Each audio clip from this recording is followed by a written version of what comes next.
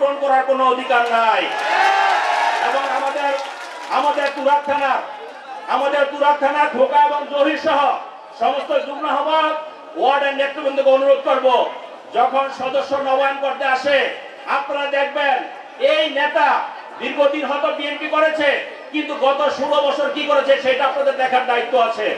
ওয়ার্ডের প্রেসিডেন্ট সেক্রেটারিকে বলবো আপনারা খেয়াল করবেন, যদি কোনো ওয়ার্ডে ওই আওয়ামী লীগের কোনো প্রেতাত্মা ঢুকে এই সদস্য নবায়ন করে, সেই ওয়ার্ডের নেতাকর্মী দায়ী থাকবে, সেই থানার নেতাকর্মী দায়ী থাকবে, সেটা কিন্তু আপনারা ধৈর্য ধরে খেয়াল রাখবেন। আমরা মনে করি 5ই আগস্টের পরে সেই কর্মসূচি আরো সুচারু হয়েছে, সেই কর্মসূচির ধার আরো বেড়েছে। আমরা বিশ্বাস করি অল্প সময়ের মধ্যে আমাদের প্রিয় নেতা জনাব তারেক রহমান বাংলাদেশের মাটিতে ফিরে আসবেন এবং এই দেশের দায়িত্বভার গ্রহণ করবেন।